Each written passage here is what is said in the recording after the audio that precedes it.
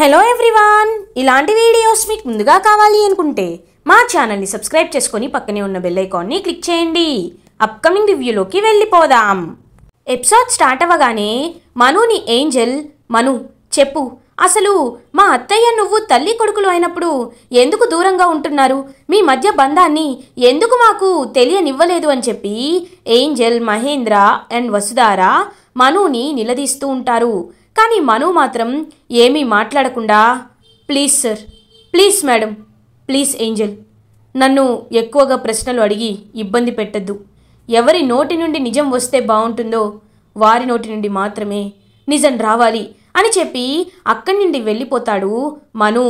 Nurse బయటికి వచ్చి, వారు స్పృహలోకి వచ్చారు, మీరు వెళ్ళి మాట్లాడచ్చు అని చెప్తారు. ఏంజెల్, వసుధార అండ్ మహేంద్ర అనుపమ దగ్గరికి వెళ్తారు. అనుపమ కాన్షియస్లో ఉంటారు. కానీ అనుపమకి చాలా గిల్ట్గా అనిపిస్తూ ఉంటుంది. సైలెంట్గా ఏమీ మాట్లాడకుండా బాధపడుతూ ఉంటారు అనుపమ. ఏంజెల్ అనుపమ దగ్గరికి వచ్చి, అత్తయ్య, ఎందుకు అత్తయ్య, ఎందుకింత పెద్ద నిజాన్ని నా దగ్గర దాచిపెట్టావు? చెప్పు, నేను నీకు అంత కానిదాన్నా? చిన్నప్పటి నుండి నువ్వే చెప్పేదానివి మనం చాలా పెద్ద ఫ్రెండ్స్ అని, నీకు ఎలాంటి ప్రాబ్లం వచ్చినా నాతో చెప్పుకోమని. కానీ నీ ప్రాబ్లంని నా దగ్గర దాచావు. నాకు చాలా బాధగా ఉంది అత్తయ్య, బాధగా ఉంది. మను మీ కొడుకని ఎందుకు చెప్పలేదు అత్తయ్య అని అడుగుతుంది ఏంజెల్. ఇంకా అనుపమ ఫేస్ పక్కకి తిప్పేసుకుంటారు. వసుధార అనుపమతో, మేడం, ఇన్ని రోజులు మీరు నిజాన్ని దాచిపెడితే ఏదో చిన్న విషయమే అనుకున్నాను. కానీ మను గారు మీ అబ్బాయి అన్న పెద్ద విషయాన్ని మా దగ్గర దాచిపెడతారని మేము కల్లో కూడా ఊహించలేదు మేడం. కానీ మీరు ఎందుకు దాచారో అనే విషయం మాకు తెలిసి తీరాలి అని అంటారు వసుధార. చూడు వసుధార, కొన్ని విషయాలు కొన్నింటి వరకే ఆలోచించాలి, ఎక్కువగా ఆలోచించకూడదు. ఈ విషయం కూడా అంతే అని అంటుంది అనుపమ. ఇది ఇలా ఉండగా మను ఒంటరిగా చాలా బాధపడుతూ కృంగిపోతూ ఉంటారు. మను దగ్గరికి మహేంద్ర వెళ్తారు. మను అని అంటారు. ఇంకా వెంటనే కన్నీళ్లు తుడుచుకొని, సార్, మళ్ళీ మీరు నన్ను అడగడానికి వచ్చారా అని అంటారు. లేదు మను, లేదు. నువ్వు ఎందుకు ఈ బంధాన్ని దాచిపెట్టావనే విషయం నీ వ్యక్తిగతం. నీ వ్యక్తిగతాన్ని పదే పదే అడిగి నిన్న ఇబ్బంది పెట్టాలని నేను అస్సలు అనుకోవటం లేదు మను. కానీ అనుపమ స్పృహలోకి వచ్చిందని చెప్పడానికి నీ దగ్గరికి వచ్చాను. రా, అనుపమని వెళ్ళి కలవాలి అని ఇంకా మహేంద్ర అయితే మనుని అనుపమ దగ్గరికి తీసుకువెళ్తారు. ఏంజెల్, వసుధార అప్పటికే బయటికి వచ్చేస్తారు. ఇంకా అలా మను అనుపమ దగ్గరికి వెళ్తారు. అనుపమ మొహాన్ని పక్కకి తిప్పుకొని మనుని చూడ్డానికి కూడా చాలా బాధపడుతూ ఉంటారు. మీరు నా కోసం మీ ప్రాణాలని అడ్డు వేశారు, మీ ప్రాణాలు రిస్క్లో పెట్టారు. నా కోసం మీరలా చేయకుండా ఉండాల్సింది. మొదటిసారి నేను ఇచ్చిన మాటని తప్పాను.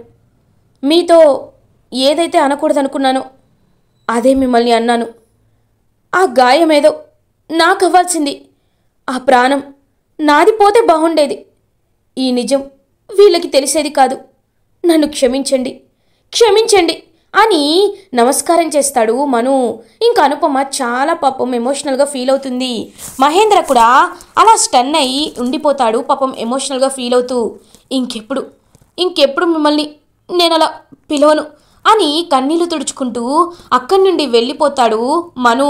మను చేయి పట్టుకుంటుంది అనుపమ. మను అనుపమ వైపు చూస్తారు.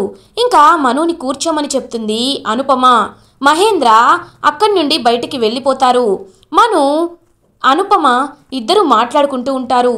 అనుపమ మనుతో, మను, నీకు కొన్ని విషయాలు తెలీదు నాన్న, తెలీదు. నేను ఎవరికైతే ఇన్నాళ్ళు నువ్వు దూరంగా ఉండాలని కోరుకున్నానో నువ్వు వాళ్ళకి ఇప్పుడు దగ్గరయ్యావు. ఇలాంటి నిజం ఎప్పుడు బయటపడుతుందనని ఇన్నాళ్ళు సతమతమయ్యాను. ఇప్పుడు ఏకంగా బయటే పడిపోయింది. చూడు మను, నువ్వు ఎప్పుడు ఇంకొకసారి నీ ప్రాణాలు పోతే బావుండు అనే మాటలు అనద్దు. ఎందుకంటే నువ్వున్నంతకాలమే నేను ఉంటాను. నీకేదైనా అయితే నేను తట్టుకోగలనా అని అంటారు అనుపమ. అమ్మా అని ఇంకా మను అయితే పాపం హక్ చేసుకుంటారు అనుపమని. ఇదంతా మహేంద్ర బయట మిర్రర్లో నుంచి చూస్తూ ఉంటారు. మహేంద్రకి మాత్రం ఖచ్చితంగా వీళ్ళిద్దరి మధ్య ఉన్న బంధం ఎందుకు ఇలా విడిపోయిందో తెలుసుకోవాలి. మను అంటే అనుపమకి ప్రాణం, అనుపమ అంటే మనుకి ప్రాణం. మరి ఎందుకు అనుపమ అంత కర్కశంగా మను పట్ల బిహేవ్ చేస్తుంది? అసలు అనుపమ ప్రవర్తన ఎందుకు ఇలా మారిపోయింది? ఎప్పుడు నలుగురి మంచి కోరుకునే అనుపమ తన కన్న కొడుకు విషయంలో మాత్రం ఎందుకని ఇంత పట్టుదలతో తను ఎవరు అనే విషయం ఎవరికి తెలియకుండా ఉండాలని ఇంతలా జాగ్రత్త పడింది? ఖచ్చితంగా ఈ నిజాలన్నీ నేను తెలుసుకుంటాను అని చెప్పి అక్కడి నుండి వెళ్ళిపోతారు మహేంద్ర. ఇది ఇలా ఉండగా ఫణీంద్రకి ఫోన్ కాల్ వస్తుంది. ఏంటి? అవునా, నేనిప్పుడే బయలుదేరుతున్నాను అని వెళ్ళబోతూ ఉంటారు. ఎక్కడికండి అని అడుగుతుంది దేవయాని. పాపం అనుపమకి ఎవరో కత్తితో పొడిచారంట, హాస్పిటల్లో జాయిన్ అయిందంట, తన్ని వెళ్ళి చూసి వద్దాం రండి అని అంటారు ఫణీంద్ర. ఇప్పుడు ఎలా ఉంది అని అంటారు. ఇప్పుడు పర్లేదంట అని అంటారు ఫణీంద్ర. పర్లేదు కదండి, అయినా మనం వెళ్ళాల్సిన అవసరం ఏముంది? తను డిశ్చార్జ్ అయ్యాక కావాలంటే ఒకరోజు వెళ్ళి పలకరిద్దాంలేండి అని అంటుంది దేవయాని. దేవయాని, అసలు నువ్వు మనిషివేనా? నువ్వు మనిషిలా ఆలోచిస్తున్నావా? పాపం అనుపమ ఎప్పుడూ మహేంద్ర వసుధార మంచే కోరుకునేది. రిషి కనపడకపోయేసరికి తను కూడా చాలా బాధపడుతుంది. అలాంటి తనకి పాపం యాక్సిడెంట్ అయి తను అలా ఉంటే తన్ని పలకరించడానికి వెళ్ళట్లేదంటున్నారు. అసలు మానవత్వం అనేది నీలో కొంచెం కూడా లేదా? ఏరా శైలేంద్ర, నువ్వు కూడా వస్తావా, లేకపోతే మీ అమ్మలాగే తనతో పాటే కర్కశంగా ఉంటావా అని అడుగుతారు ఫణీంద్ర.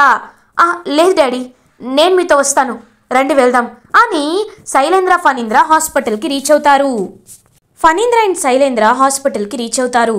అనుపమకి ప్రేమగా ఫుడ్ తినిపిస్తూ ఉంటారు మను. అదంతా ఇంకా చూస్తూ ఏంజల్ అయితే ఆలోచిస్తూ ఉంటుంది. ఫణీంద్ర కూడా ఇంకా అలా చూస్తూ, మహేంద్ర ఇప్పుడు అనుపమకి ఎలా ఉంది అని అడుగుతారు. పర్లేదన్నయ్య, ఈవినింగ్ డిశ్చార్జ్ చేస్తాను అన్నారు. మను అనుపమని తన ఇంటికి తీసుకువెళ్తాను అన్నాడు అని అంటారు. ఓ అవునా, అయితే పర్లేదులే అని అంటారు ఫణీంద్ర. శైలేంద్ర, అవునవును, ఎందుకు తీసుకువెళ్ళడు? ఎంతైనా అనుపమ మేడం వాళ్ళ అమ్మ కదా అని అంటాడు శైలేంద్ర. ఒక్కసారిగా ఫణీంద్ర షాక్ అయిపోతారు. శైలేంద్ర, ఏం మాట్లాడుతున్నావు నువ్వు అని అంటారు. అవునన్నయ్య, వాడు చెప్పింది నిజమే, మను ఎవరో కాదు, అనుపమ కొడుకు అని అంటారు. మహేంద్ర, నేను నమ్మలేకపోతున్నాను, మరి ఇన్ని రోజులు ఎందుకు నిజాన్ని అనుపమ మనకి చెప్పలేదు అని అడుగుతారు. ఆ విషయాన్నే మేము కనుక్కుంటామన్నయ్య, మీరేమీ కంగారు పడద్దు. అవును శైలేంద్ర, ఈ విషయం నీకెలా తెలుసు? మనునే అనుపమ వాళ్ళ అబ్బాయి అన్న విషయం నీకు ఎలా తెలుసు అని అడుగుతాడు. ఒక్కసారిగా షాక్ అయిపోతాడు శైలేంద్ర. అంటే అది బాబాయ్ అని అంటాడు. చెప్పు, ఎలా తెలుసు అని అడుగుతారు మహేంద్ర. అదే, ఒక రౌడీ మనుపై అటాక్ చేస్తున్నప్పుడు నేను చూశాను అని అంటారు.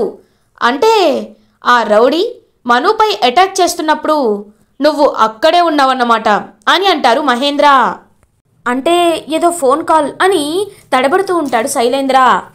అన్ని నిజాలు బయటకి తెలుస్తాయి శైలేంద్ర, బయటకి తెలుస్తాయి. అసలు మనుపై ఆ అటాక్ ఎలా జరిగిందో, ఆ రౌడీ ఎవరో, ఇవన్నీ ఒకటి తర్వాత ఒకటి నేను బయటికి తెప్పిస్తాను కదా, అన్ని నిజాలు నేను తెలిసేలా చేస్తాను కదా అని అంటారు మహేంద్ర. ఇంకా శైలేంద్ర ఫస్ట్ టైం భయపడడం స్టార్ట్ చేస్తాడు. ఇది ఇలా ఉండగా ఈవినింగ్ అవుతుంది. అనుపమని డిశ్చార్జ్ చేసి తన ఇంటికి తీసుకువెళ్తారు మను. ఇంకా మను ఇంటికి మహేంద్ర, వసుధార, ఏంజల్, అనుపమ, అను వాళ్ళ పెద్దమ్మ, లైక్ అనుపమ వాళ్ళ పెద్దమ్మ, వీళ్ళందరూ ఇంకా ఇంటికి రీచ్ అవుతారు. అనుపమ వాళ్ళ పెద్దమ్మ అయితే పాపం అనుపమని చాలా జాగ్రత్తగా చూసుకుంటారు, బాధపడుతూ ఉంటారు. పెద్దమ్మ బాధపడద్దు, ఇప్పుడేమీ కాలేదు కదా అని అంటుంది అనుపమ. ఊరుకో, ఇంత పెద్ద గాయమైతే ఏం కాలేదంటావేంటి? ఇవ్వు చిన్నప్పటి నుండి అంతే, ఎప్పుడు మొండిగానే ఉంటావు అని అంటారు అనుపమ వాళ్ళ పెద్దమ్మ. ఇంకా మహేంద్ర, అనుపమ వీరు మీ పెద్దమ్మ అని అంటారు. అవును మహేంద్ర అని అంటుంది అనుపమ. మహేంద్ర అనుపమతో, అనుపమ ఇప్పటికైనా నిజం చెప్పు, అసలు ఏం జరుగుతుంది? నీకు పెళ్లి కాలేదు అన్నావు, నువ్వు ఒంటరిదాన్ని అని చెప్పావు. మరి మను ఎవరు? మను నిజంగా నీ కన్న కొడుకా, లేకపోతే నువ్వు తనని దత్తత తీసుకున్నావా? అసలు ఏం జరుగుతుంది? నిజం చెప్పు అనుపమ అని అడుగుతారు మహేంద్ర. సార్ ప్లీజ్ సార్, అవన్నీ అడిగి మీరు తనని ఇబ్బంది పెట్టద్దు అని అంటారు మను. నువ్వు ఊరుకో, ఎప్పుడు ఏంటి అత్తయ్యకి సపోర్ట్ చేస్తూ ఉంటావు? తను ఇవాళ నిజం చెప్పాల్సిందే, ఒకవేళ తను చెప్పకపోయినా నేను చెప్పిస్తాను. నువ్వు సైలెంట్గా ఉండు. అత్తయ్య, నిజం చెప్పాల్సిందే అత్తయ్య. ఎందుకంటే తాతయ్య కూడా ఫోన్ చేశాను, బయలుదేరుతానన్నారు. ఈ పాటికి తాతయ్య కూడా వచ్చేస్తారు. విశ్వంకి, మహేంద్ర సార్కి, నాకు, మనుకి అందరికీ ఇవాళ నిజం తెలియాల్సిందే. అసలు ఎందుకత్తయ్యా ఇన్నాళ్ళు మనుని దాచిపెట్టావు? మను నీ కొడుకు అనే సంగతి ఎవ్వరికీ ఎందుకు చెప్పలేదత్తయ్యా అని అడుగుతుంది ఏంజెల్. అనుపమ, ఏదో ఒక నిజానికి కొన్ని రోజులు దాగి ఉండొచ్చు, కానీ నిప్పులాంటి నిజం బయటికి రావాలంటే ఏదో ఒక సమయం కావాలి. ఆ సమయం నీకు ఇవాళే వచ్చింది. నువ్వు ఎంత దాచిపెడదామన్నా కొన్ని నిజాలు దాగవు. ఇది కూడా అలాంటిదే. ఇప్పటికైనా చెప్పు అనుపమ, అసలు మను ఎవరు అని అడుగుతారు. ఇంకా అనుపమ మాత్రం సైలెంట్గా ఉంటుంది. ఏంటి అనుపమ, నువ్వు చెప్తావా, నన్ను చెప్పమంటావా అని అంటారు అనుపమ వాళ్ళ పెద్దమ్మ. పెద్దమ్మ అని అంటుంది, నువ్వాగు. అన్ని విషయాలు ఇలానే లోపల దాచుకొని నీలో నువ్వే కృంగిపోతూ అందరినీ దూరం చేసుకొని ఒంటరి దానిలా జీవించాలనుకుంటున్నావా? నువ్వివాళ నిజం చెప్పకపోయినా నేను నిజం చెప్తున్నాను. చూడండి బాబు, అసలు ఏం జరిగిందంటే అని ఫ్లాష్ బ్యాక్కి వెళ్తుంది అనుపమ వాళ్ళ పెద్దమ్మ. ఒకప్పుడు నువ్వు, జగతి, అనుపమ కలిసి కాలేజ్లో చదువుకునేవారు. మీ ముగ్గురు బెస్ట్ ఫ్రెండ్స్గా ఉండేవాళ్ళని నాకు ఎప్పుడూ అనుపమ చెప్తూ ఉంటుంది. కానీ స్నేహం వెనుక ప్రేమ దాగుందనే విషయం నీకు తెలీదు బాబు అని అంటారు అనుపమ వాళ్ళ పెద్దమ్మ. మహేంద్ర ఒక్కసారిగా షాక్ అయిపోతారు. అవును బాబు, నిన్ను అనుపమ తన ప్రాణానికి ప్రాణంగా ప్రేమించింది. పెళ్లి చేసుకుంటే నిన్నే చేసుకోవాలని ఎప్పుడో తను ఊహించుకొని ఫిక్స్ అయిపోయింది. కానీ తర్వాత నువ్వు జగతి ప్రేమించుకుంటున్నారనే విషయం తెలిసి అనుపమ మనసు ముక్కలైపోయింది. తన ప్రేమని చంపుకొని మరీ జగతిని నిన్ను ఒక్కటి చేసింది. ఈ విషయం ఎప్పటికీ ఎవరికీ తెలియకూడదని నా దగ్గర మాట తీసుకుంది. నీకు జగతికి పెళ్ళైన తర్వాత తను ఎన్నాళ్ళో ఒంటరిగా ఉండిపోయింది. తన్ని పెళ్లి చేసుకోమని విశ్వనాథం అడుగుతున్నా సరే తను ఎప్పుడూ వద్దు అని అంటూనే ఉంటుంది. దానికి కారణం ఎవరంటే నువ్వు ఇంకా తన మనసులోనే ఉన్నావు కాబట్టి ఎన్ని పెళ్లి సంబంధాలు వచ్చినా తను పెళ్లి చేసుకోను అని చెప్పింది. కానీ ఈ నిజాలు, ఈ విషయాలు మీకు తెలియకుండా చాలా జాగ్రత్త పడింది. జగతి ప్రెగ్నెంట్ అయిన తర్వాత జగతిని తనే దగ్గరుండి చూసుకుంది.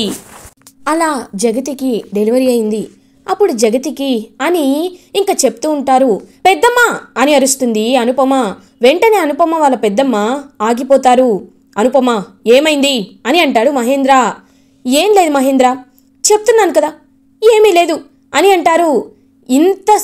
ఇంతవరకు వచ్చాక కూడా ఎందుకు నువ్వు నిజాన్ని ఇంకా దాచిపెట్టాలనుకుంటున్నావు అనుపమ అని అడుగుతారు.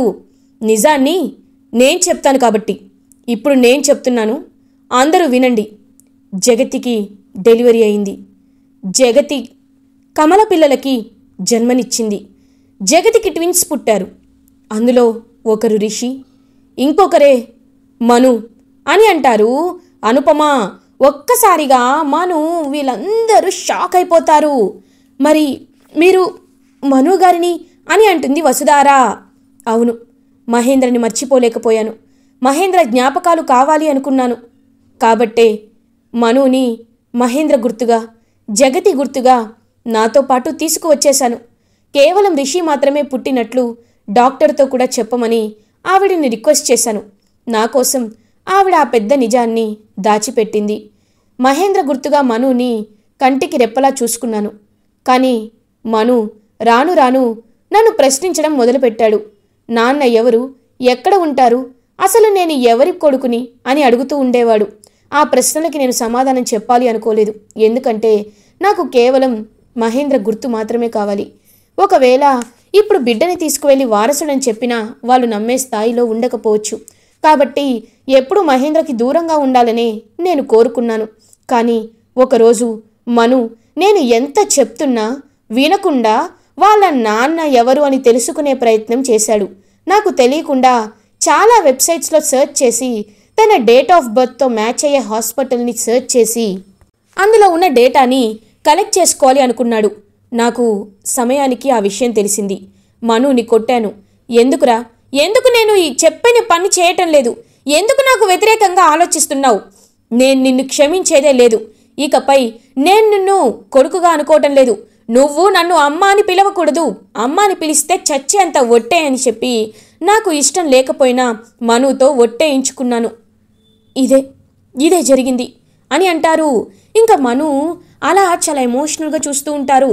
మహేంద్ర అంటే మను నాకు జగతికి ప్రతిరూపమా అని అడుగుతారు.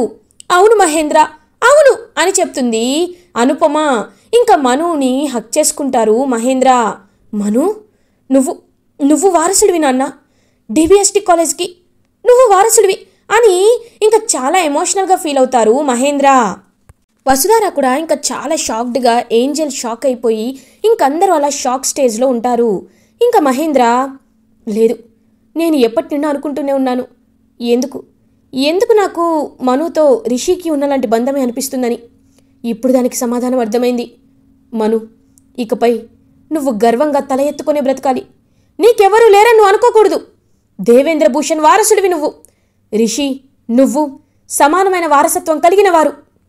ఈ విషయాన్ని రేపు అందరి ముందు కాలేజ్లో ప్రకటిస్తాను. నువ్వు నా వారసుడివని అందరికీ తెలిసేలా చేస్తాను అని చెప్పి మహేంద్ర అక్కడి నుండి వెళ్ళిపోతారు. వసుధార కూడా చాలా హ్యాపీగా ఫీల్ అవుతుంది. మనుగారు, ఇన్నాళ్ళు మీపై నాకు అనుమానం ఉండేది, కానీ ఇవాళతో చాలా అనుమానాలు నాకు క్లియర్ అయ్యాయి. రిషి సార్ వెతికే విషయంలో మీరు నాకు తప్పకుండా హెల్ప్ చేస్తారు. రిషి సార్కి మీరు ట్విన్ బ్రదర్ కాబట్టి నాకు చాలా హ్యాపీగా ఉంది అని చెప్పి వసుధార కూడా అక్కడి నుండి వెళ్ళిపోతుంది. ఇంకా ఏంజెల్ కూడా చాలా అంటే చాలా హ్యాపీగా ఫీల్ అవుతుంది. అలా అందరూ కామప్ అయిపోతారు. కానీ అనుపమ ఆలోచనలో పడుతుంది. అనుపమ వాళ్ళ పెద్దమ్మ అనుపమ దగ్గరికి వచ్చి అను అని అంటారు. వెంటనే అనుపమ ఏడుస్తూ వాళ్ళ పెద్దమ్మని హక్ చేసుకుంటుంది.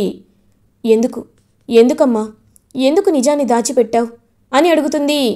పెద్దమ్మ, ఇప్పుడు నిజం చెప్తే మహేంద్ర పశ్చాత్తాపంతో కుమిలిపోతాడు. మహేంద్ర బాధపడే పరిస్థితి ఎప్పుడు రాకూడదని నేను మనస్ఫూర్తిగా కోరుకుంటున్నాను. అయినా జగతి కూడా నన్ను క్షమిస్తుంది అని బాధపడుతూ నిజాన్ని గుర్తు చేసుకుంటుంది అనుపమ. నిజం చెప్పాలి అంటే ఎప్పుడైతే జగతి మేడం డెలివరీ అవుతుందో అదే రోజు అనుపమకి ఒక విషయం తెలుస్తుంది. తను కూడా ప్రెగ్నెంట్ అనే విషయం. అనుపమ ఒక్కసారిగా షాక్ అయిపోతుంది. అసలు ఏంటి ఇది అని చెప్పి చాలా అంటే చాలా బాధపడుతూ ఉంటుంది అనుపమ. ఒకసారి వీళ్ళు వైజాగ్ వెళ్ళినప్పుడు అలా ఇంకా మహేంద్ర అయితే అనుకోకుండా పాపం అనుపమ మేడం జగతి మేడం అనుకొని క్లోజ్గా ఉంటారు. అదంతా గుర్తు చేసుకున్న అనుపమ అయితే చాలా పశ్చాత్తాపంగా ఫీల్ అవుతుంది. ఇప్పుడు ఈ విషయం ఎవ్వరికీ చెప్పకూడదు. ఒకవేళ చెప్తే మహేంద్ర కానీ జగతి కానీ చాలా చాలా బాధపడతారు. ఈ నిజాన్ని ఎవ్వరికీ తెలియడానికి వీల్లేదు అని చెప్పి ఇంకక్కడి నుండి వెళ్ళిపోతుంది అనుపమ. అలా ఇంకా ఆ విషయాన్ని దాచిపెట్టి తనైతే మనుకి జన్మనిస్తుంది. ఇంకా మను మహేంద్ర కొడుకేనైనా మహేంద్రకి జగతికి పుట్టిన కొడుకు అని చెప్పి అబద్ధం చెప్తుంది అనుపమ. అమ్మ అనుపమ అని అంటారు అనుపమ వాళ్ళ పెద్దమ్మ. ఇవాళ నేను సరైన నిర్ణయమే తీసుకున్నాను. నా వల్ల మను అవమానపడకూడదు. నన్ను అమ్మ అనుకోకపోయినా పర్లేదు, కానీ మను ఎప్పుడూ సంతోషంగా ఉండాలి. నేను వాడి సంతోషం మాత్రమే కోరుకుంటున్నాను. పెద్దమ్మ, ఈ నిజాన్ని ఎవ్వరికీ ఎప్పటికీ తెలియనివ్వకూడదన్నాను కదా, తెలియకూడదంతే. ఇప్పుడు దేవేంద్ర భూషణ్ వారసుడిగా మను హ్యాపీగా ఉంటాడు అని పాపం హ్యాపీగా ఫీల్ అవుతారు అనుపమ. ఇలా ఎపిసోడ్ ఎండ్ అవుతుంది. ఫర్దర్ ఎపిసోడ్ రివ్యూస్ ముందుగా మీకు కావాలి అనుకుంటే మా ఛానల్ని సబ్స్క్రైబ్ చేసుకోండి. Thanks for watching.